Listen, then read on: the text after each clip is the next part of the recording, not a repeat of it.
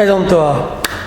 Mignaoui Ahmed, non je peux B-Boy Meda, Subskills, 27 ans, voilà quoi. Ok, t'es de la middle school, t'as commencé quoi en 98, 97? 94. Réellement, on va dire j'ai commencé la danse. Après, voilà quoi, comme d'hab, les mêmes stories un peu, tu sais, le daron qui force à faire du karaté, des conneries comme ça. Après on a tâté un peu là, on a fait du sport là, on a fait un peu de boxe, on a fait nanana. Donc voilà quoi. Après je me suis retrouvé à revenir dans le break. Une fois que j'ai compris qu'en fait, il y a... Bon après c'est parce qu'il n'y avait pas de salle, mais j'ai compris qu'il y avait moyen peut-être de faire quelque chose.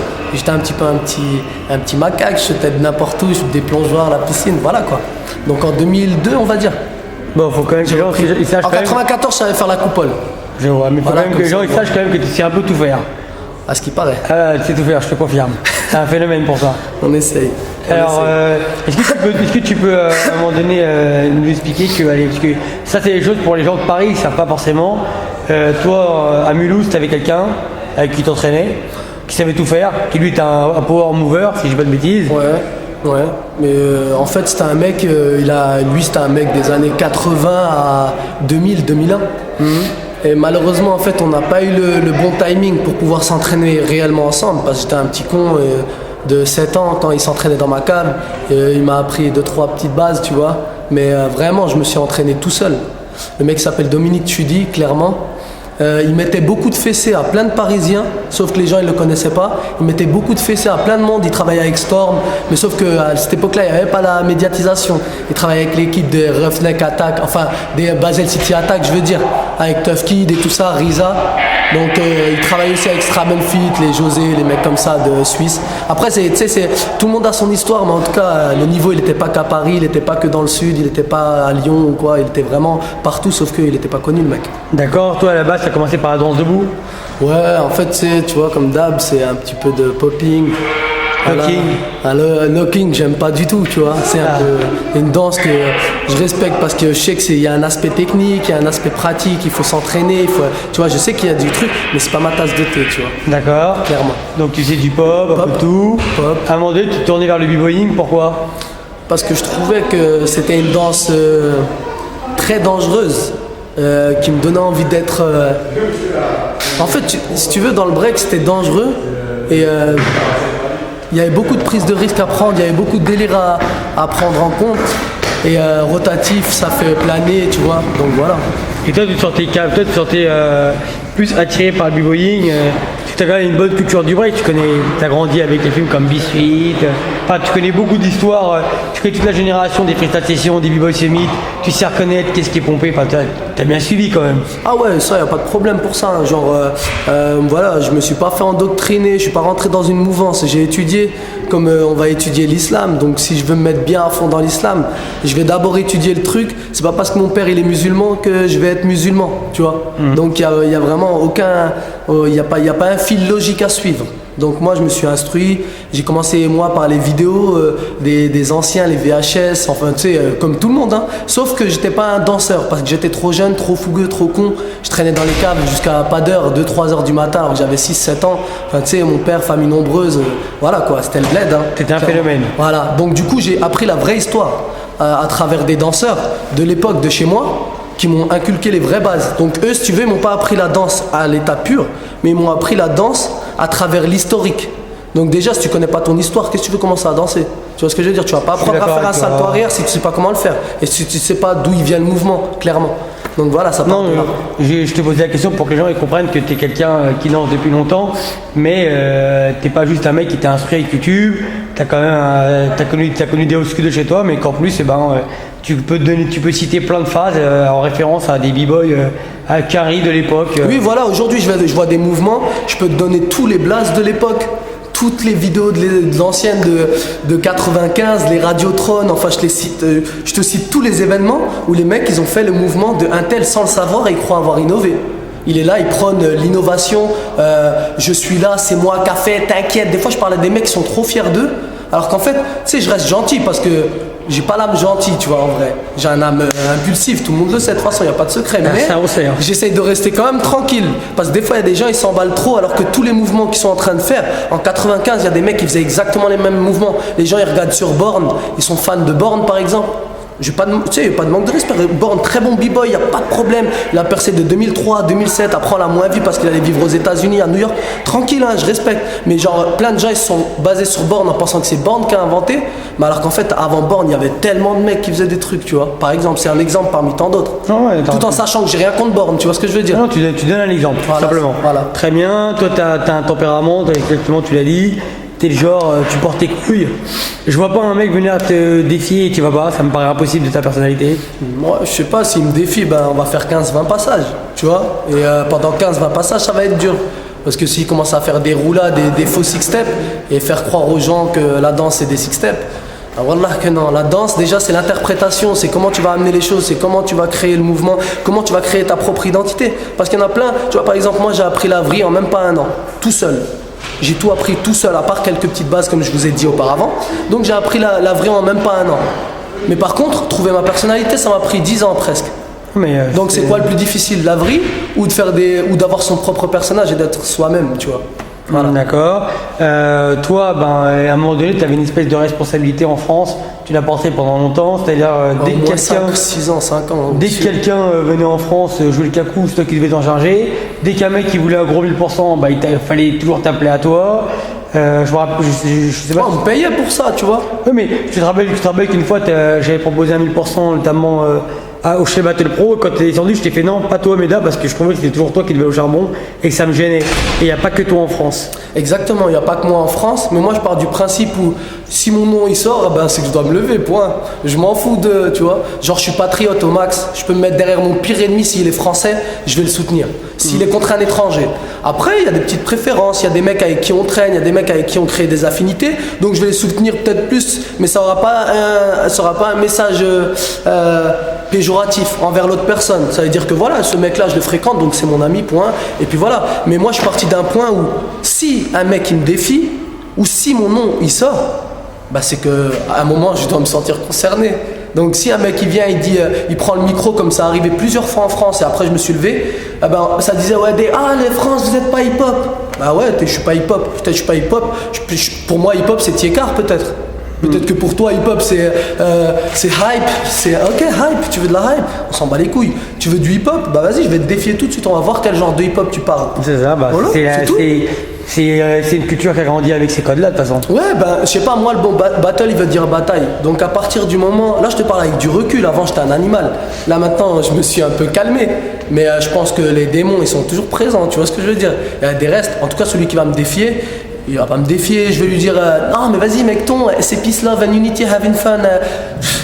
Peace, love, unity, having fun, c'est un beau message de paix, mais si tu veux faire un concours chorégraphique, mais quand c'est un battle, peace c'est quoi? Quand tu fais de la boxe, tu mets des coups, t'en prends, et à la fin tu check le mec, il n'y a pas plus peace.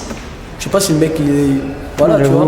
Donc moi après je pars du principe où si le mec il me défie, je me lève déjà. Pour commencer, il va falloir qu'il fasse plein de passages. Tu penses ne pas pouvoir te lever un jour si quelqu'un vient te chercher? Ouais, non.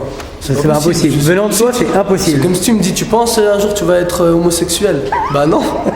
Clairement, voilà, c'est autant impossible l'un que l'autre, tu vois, tout en étant très impartial. J'ai rien contre les PD. Non, c'est compris. Tranquille, chacun son. Ouais, c'est vraiment une métaphore, parce que en vrai, voilà quoi. Non, moi je me lève et c'est vrai qu'à un moment la France, elle attendait beaucoup. Et tu dis la France, mais j'ai des mecs qui sont reconnus dans le milieu des DJ. Quand j'allais à l'étranger, ils prenaient des caméras, ils me disaient carrément, j'attends que tu vas défier un mec dans des battles à l'étranger. C'est vrai que tu avais une grosse responsabilité à un moment donné. C'était vraiment abusé, tu vois. Genre les mecs ils attendaient, alors qu'en fait moi je faisais ça pour le kiff. T'as vu, je défiais des gens avant de te connaître, je défiais les styles Hill en Suisse quand c'était au début la Suisse, l'Allemagne. Je défiais tous les mecs du secteur. Lil Seng. Ouais, Lil Seng, j'avais tapé, tu sais, défier tout le monde avant. Après nous, notre amitié elle s'est fait naturellement, mais il y a plein de gens, ils nous associent, mais nous on est juste des simples amis. Bon, on est plus que des amis, je pense que toi quand même. Voilà, t'es mon frère. C'est un peu comme ton ref. Non, t'es mon ref. Mais ce que je veux faire comprendre, c'est que nous, c'est pas la danse qui nous a liés directement. C'est parce que je t'aimais bien, tu m'aimais bien. On a fait avec les vacances, on a squatté, on a la même mentalité aussi, mais là, t'es un guerrier. On est super complémentaires. Et tu sais que moi j'aime les guerriers. Voilà, c'est ça. Et moi, tu sais que j'aime bien les gens justes.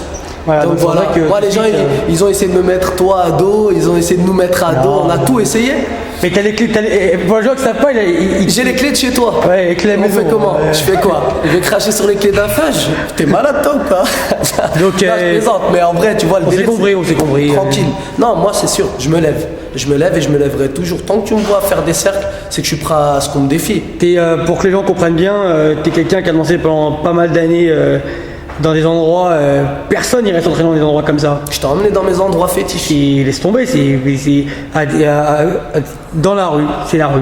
Mais c'est la vraie rue, parce qu'il y en a, ils disent la rue, mais moi, il n'y avait pas de préau. Ça veut dire donc, quand je dis pas de préau, c'est même quand il neige, j'enlevais la neige de par terre. Je la poussais avec mon pied, je la poussais Devant comme une ça. école, Devant une école, sur rien. une plaque d'égout, à peu près lisse, qui est même pas droite. Donc à partir du moment où, voilà, moi, je dois rien à personne. La seule chose que je dois, c'est par exemple un mec qui m'a mis dedans, il s'appelle Dominique Tudy, il m'a mis dedans. J'ai eu la... C'est malheureux pour moi, mais heureusement pour lui, il a eu des enfants, il a créé sa famille, c'était pas la même génération que moi, donc on n'a pas pu travailler ensemble. Il aurait pu me faire évoluer beaucoup plus rapidement parce que c'était un mec bien. Et après, j'ai rencontré des gens bien dans ce milieu qui m'ont donné envie de continuer à danser. Comme les subskills. Genre moi, on m'a proposé des groupes Yuval, tu connais les histoires. Ah, putain. Les vrais groupes français, ils se reconnaîtront, il n'y a pas de problème. On m'a proposé, et c'est pas que j'ai jamais voulu danser avec eux, c'est que j'ai jamais voulu quitter subskills. Voilà. Après moi je pars du principe où je pars du principe où celui qui veut danser avec moi, maintenant je danse avec ceux que j'aime. Et j'ai prouvé avec Subskills, en solo, j'ai prouvé en battle infini, en battle 1000% call out en anglais si vous n'aimez pas le terme, je sais pas, on sait jamais, tu vois. Mais non, il n'y a vraiment aucun problème, j'ai prouvé. Maintenant j'ai réussi à créer mon univers, je suis là et je représente. Et celui qui est chaud, il me défie, hein. Je suis là, Wallah, il va voir. Hein. Voilà, il n'y a pas de problème. Alors, ouais, les gens ils savent très bien qui tu es, t'inquiète pas, avec ta personnalité. Ils sont pas cons à ce point non plus. Ok, donc toi, tu as eu des élèves que tu as suivis aussi, enfin des jeunes que tu as suivis, comme cyclistes et compagnie, tu as accompagné, je t'ai vu les encadrer dans pas mal d'événements, je t'ai vu les suivre, les protéger même, limite, tu vois. Ouais. Voilà, tu vois, t'es là, quoi, t'es présent. Ah ouais, moi je suis présent, hein. Tu vois, genre, voilà, j'ai fait en sorte de mettre des jeunes qui, je regardais limite leurs bulletins et tout, tu vois ce que je veux dire, suivais, quoi. Un vrai, tu vois, genre, parce que voilà, ça me fait chier, genre, parce que moi aussi je suis passé par là, j'ai fait des conneries, j'ai fait des trucs fous, j'ai fait nous on appelle ça des psalades, ça veut dire, tu sais, des choses sales, de la merde, tu vois, mais justement, quand je les voyais, je leur ai évité plein de trucs. Même s'ils arrêtent le break, je sais que de 15 à 21 ans, ils n'ont pas fait de merde. Donc maintenant, voilà, ils sont adultes, les mecs, mais au moins pendant au moins 5 ans, si son père il parle de moi au mec, par exemple, eh ben, il va dire ah ouais, moi, grâce à moi, il m'a évité plein de trucs. Parce que chez nous, la spécialité, c'est d'aller en prison. Tu vois, les mecs, ils vont en prison, c'est la fiesta. Tu vois, c'est gratuit, tac, c'est ça, les mecs stylés de mon quartier, c'est ça, on dirait, ils vont en prison.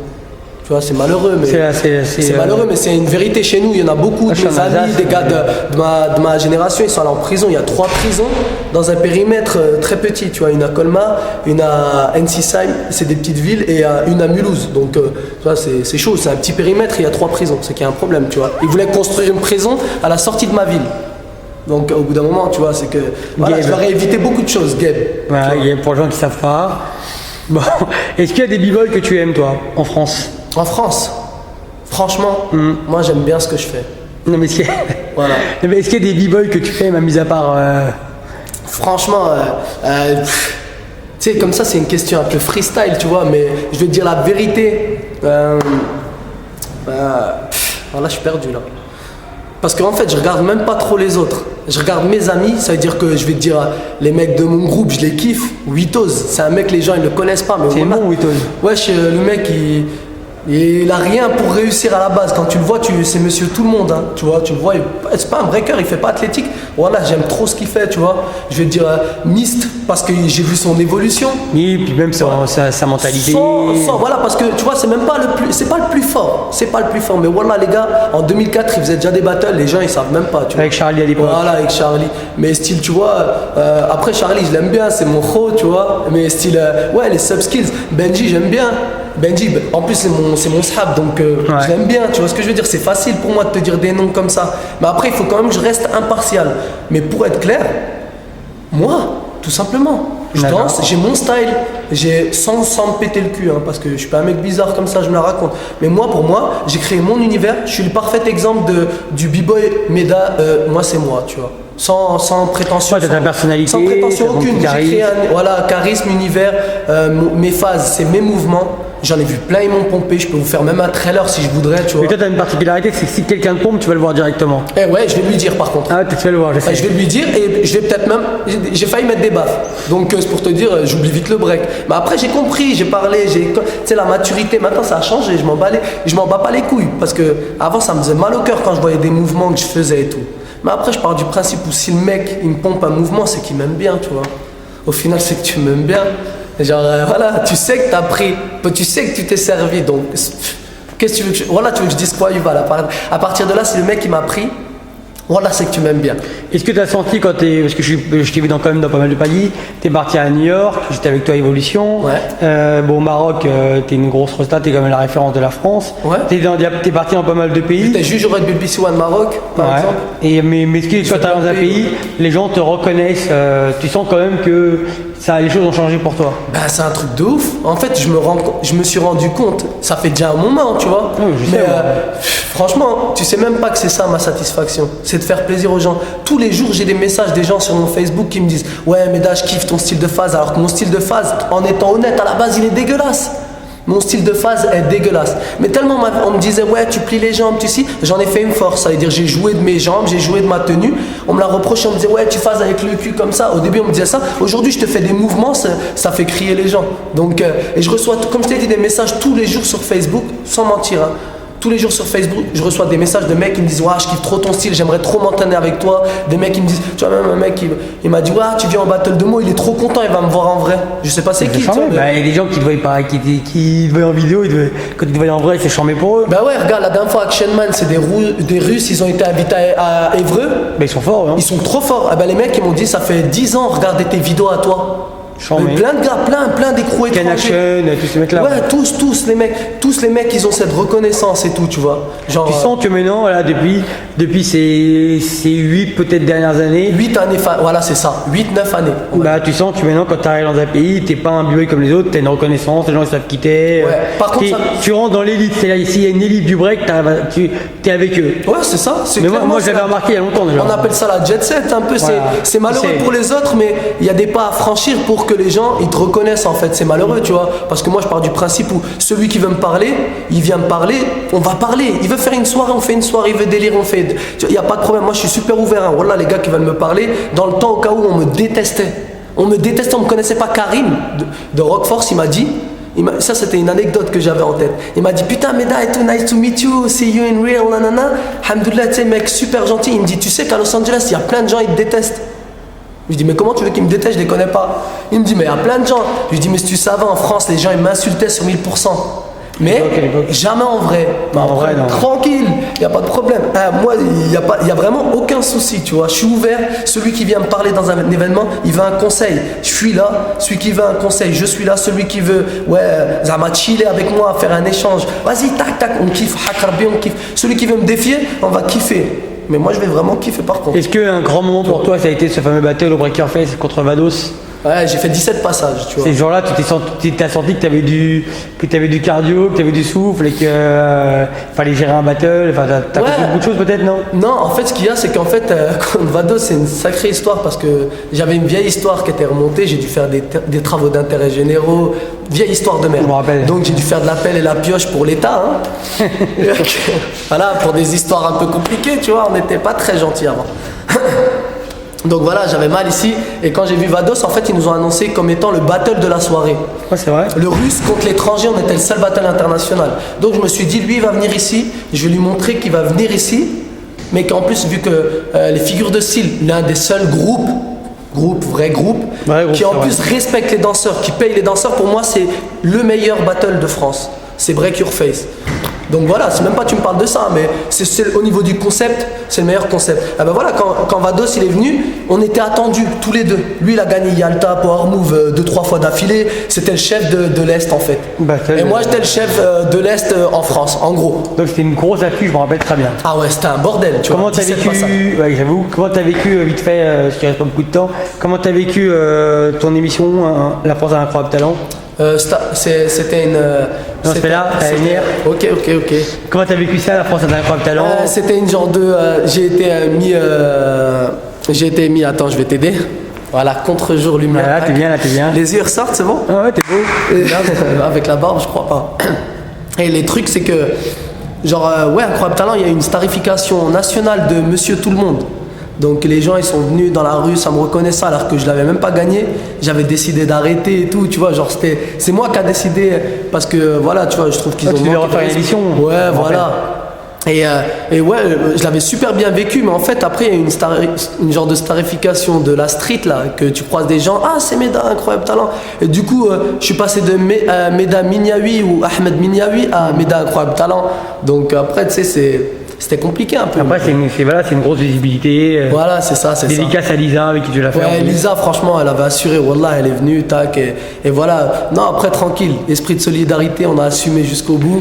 On était passé, après, voilà, tu vois. Non, c'est un choix. Là, Incroyable Talent, c'était compliqué. Franchement, parce que starification qui m'avait valu beaucoup de gens qui comprenaient pas la situation, alors qu'en fait, on savait très bien ce qu'on avait fait avec Lisa et les gens ils voulaient se mêler de l'histoire un peu en disant ouais t'aurais dû danser tout seul, t'aurais pas dû Lisa non, lui, toi, ça a fait beaucoup de bruit à l'époque, je me rappelle. Alors que ça regardait personne, tu vois. Donc, voilà. Et la question de fin, c'est que la prochaine fois vous allez vous produire au Cercle Underground. Ouais. Ce soir je suis à Meaux. Enfin, voilà, ce soir tu fais ton 1 contre 1. La dernière tu étais au Battle de Authentique. Et c'est un truc que vous allez bien préparer ça, le 1er novembre? Je sais pas, mais la dernière fois on a cassé le cercle. La dernière fois vous avez fait un truc de ouf. Là vous savez, vous tombez contre Debdog, donc Gassama, Meno et Shen. Ouais. Donc voilà, ça va être une Ouais, ça va être une très belle affiche. Franchement, je pense que ça va être une bonne affiche. Et non, tranquille, on est prêt. Hein. Meno, il y a 10 ans. Ouais, dédicace à Samir et à Salim. Mais vraiment, tu vois, pour te répondre, en fait, c'est que genre en fait ouais, le Cercle Underground c'est un vrai battle. Et Meno, comme je t'ai dit, tu m'as dit Meno tout ça, mais Meno c'est des gars que je rencontrais il y a 10 ans. Tu vois, il y a 10 ans je faisais déjà des battles contre lui. C'est pour ça moi je comprends pas les gens qui viennent et qui me demandent de faire des trucs alors que moi ça fait déjà 10 ans que je fais des battles internationaux. Je veux dire, au bout d'un moment, voilà, tu vois, tranquille.